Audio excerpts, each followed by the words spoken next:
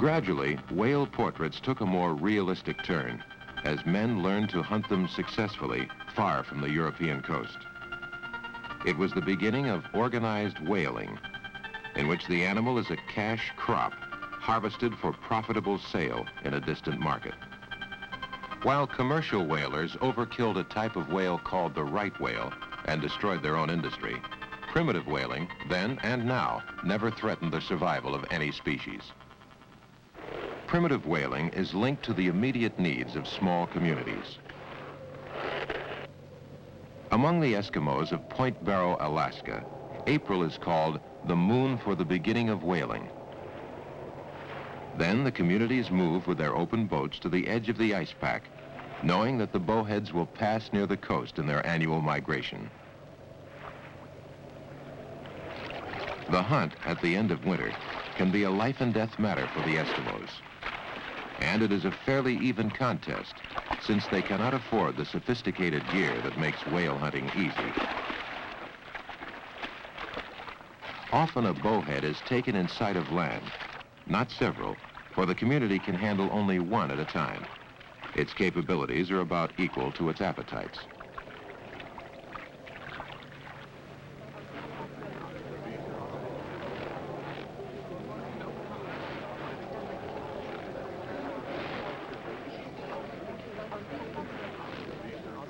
Their implements for flensing, or cutting up the animal, are similar to those one finds in museums of 18th and early 19th century whaling.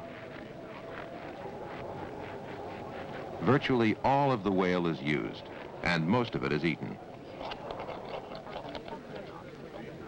Whale meat has earned no gourmet reputation among most of the nations, though many species are edible and a good source of protein. Eskimos know its value. While not everyone's cup of tea, the Eskimos' way with the whale is sound ecology.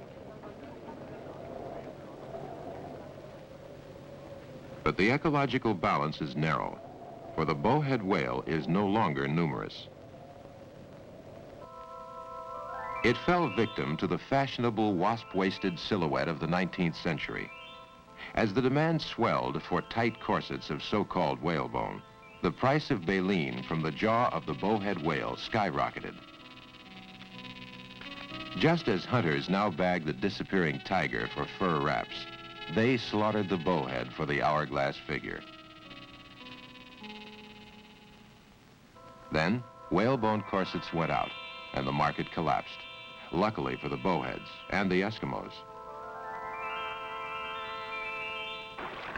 Not fashion, but international agreement stopped the slaughter of the California gray whale. Hunted along its eastern Pacific migratory route until there were just 1,000 or 2,000 left, the gray was put under protection in 1937 and is now shot only by cameramen. As a result, its numbers have grown to about 11,000. Naturalists now migrate to the gray whale's winter home and nursery in Lower California to observe the calves sporting with their mothers. The young, averaging 2,000 pounds at birth, represent so many potential barrels of oil from one viewpoint. From another, they are a near miracle of conservation. The gray is the only protected whale species so far to come back from the verge of extinction.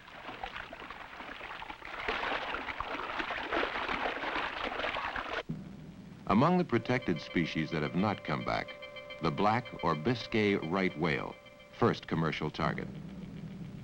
The Greenland right, or bowhead, rare in the Atlantic, though surviving in the Pacific. And two 20th century victims, the slow-moving, melodious humpback and the enormous blue, overkilled by the early 1960s, despite solemn warnings from biologists all over the world. Flotillas went to the Antarctic, as to war, to kill the blues. These scenes from an old Hollywood short subject record the destruction of an irreplaceable resource.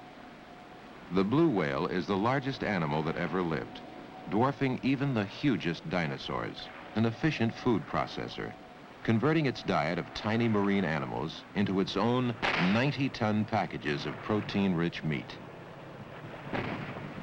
But the blue whale was killed for its oil. In a single year, 3 million barrels from 29,400 animals.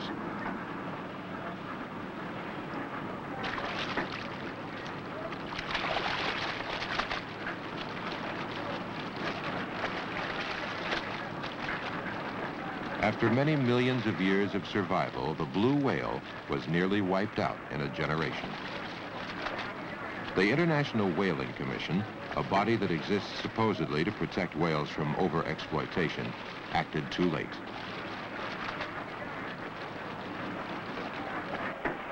The same kind of factory operation, with a fleet of fast catcher vessels supplying the mothership, is still used against other species in the Antarctic and North Pacific.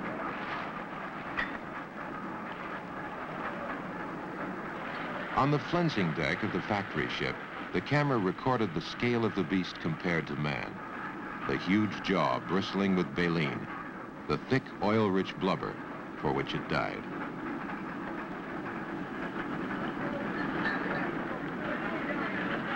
Hunted in rational numbers, the blue whale could have furnished protein to a hungry world forever. Now, for commercial purposes, it is an extinct animal.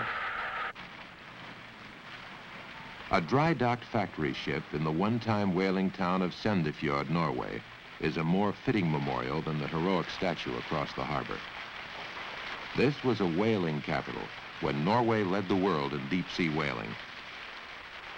Now, the largest whales are gone. More whales have to be killed for less oil, and it is hardly profitable. The Norwegians have almost dropped out, leaving the Russians and the Japanese. Whaling accounts often slight the Japanese, whose tradition is as old as the Western one. The Japanese have always used every possible part of the whale for every possible purpose, including human consumption. A modern poster shows some of the products they make from baleen whales, which are the edible ones. The gamut runs from bacon and margarine to corsets and shoehorns. The toothed whales yield even more industrial products. Small wonder the Japanese are reluctant to stop, so long as there are any whales worth catching. How long will that be? Scientists in several countries serve as advisors to the International Whaling Commission, which decides how many whales can be taken each year. Ironically, scientists are dependent for laboratory specimens and raw data on the whaling industry itself. London biologist Ray Gamble has the cooperation of a shore-based whaling station in Durban, South Africa. Here, whaling is a rational, efficient enterprise with little left to chance. The vessels operate as much as 180 miles offshore, and a large part of their catch is in sperm whales. Herds live in these waters the year around, but they are not easy to find. Spotter aircraft, flying up to 10 hours a day, are the extra eyes of the whaling fleet. What is the weather where you are now? Beside the pilot sits the spotter, an experienced whaler. A lot of 20th century technology is brought to bear. Automatic controls free the pilot for navigation. Cruising at 500 feet in good weather, the spotter can pick out a whale's spout 8 miles away. There is no shout of "thar she blows." He simply radios the nearest catcher. Once spotted, the sperm whale's only defense is escape, and the boats are faster. When the whales dive, sonar records the direction and depth of their soundings. The track angling to the right shows the path of the dive. The ship's movements are controlled by the sonar operator until she is right in among the whales. Now they are coming to the surface. The harpooner takes over.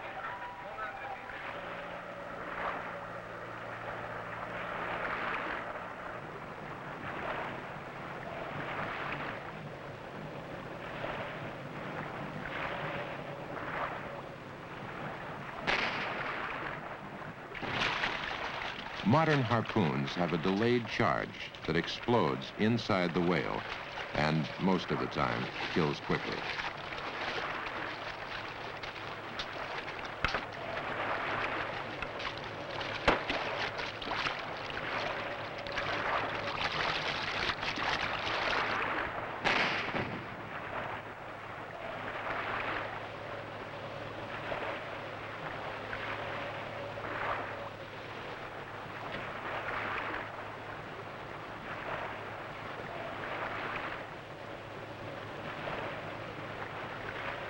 At present, as in the times of Moby Dick and the great Yankee fleet, sperm whales are the most hunted species.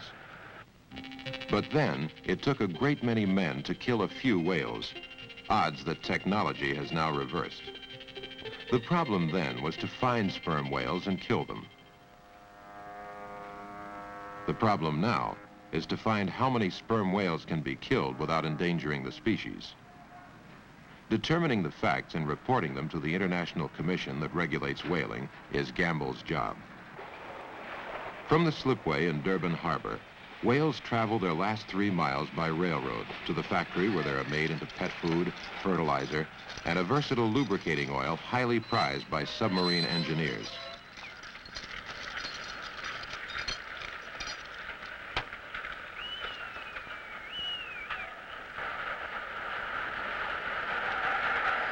On the platform, the biologist must take his samples and his chances among the sharp flensing knives on the blood-slicked deck.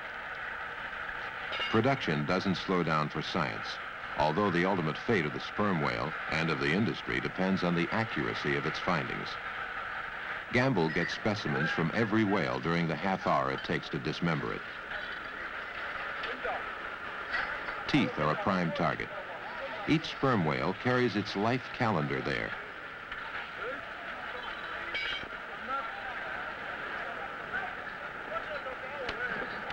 Amid the noise, work, and stench of flensing, no one remembers that the sperm has the largest brain of any animal, that it probably dives deeper than any other mammal, that it leads a complex social life of which we know very little so far.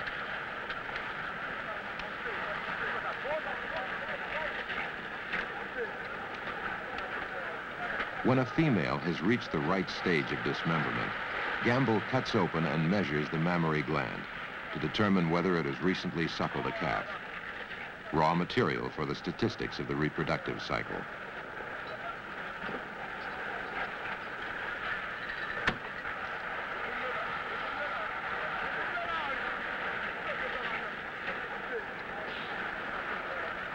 It is illegal to kill females when they are nursing young, but no harpooner can tell when a female target may be pregnant. The discovery of fetuses is a fairly common occurrence. Sperm whales carry for 14.5 months. This fetus is 3 feet long and about 4 months old. 2 young males come off the flat car, about 15 years old, 37 feet long. Had they lived to full growth, they could have measured 55 feet. Whatever can be learned of a male's sexual past and one's potential future is hidden in the cells of the testes. It is important to know at what age the young males become active breeders, because this concerns the reproductive capacity of the species.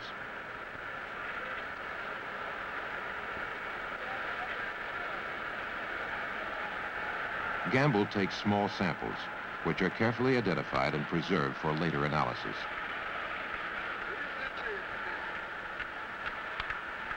Science, moving ahead on just a few slices, while it takes the entire animal to make oil and profits for industry.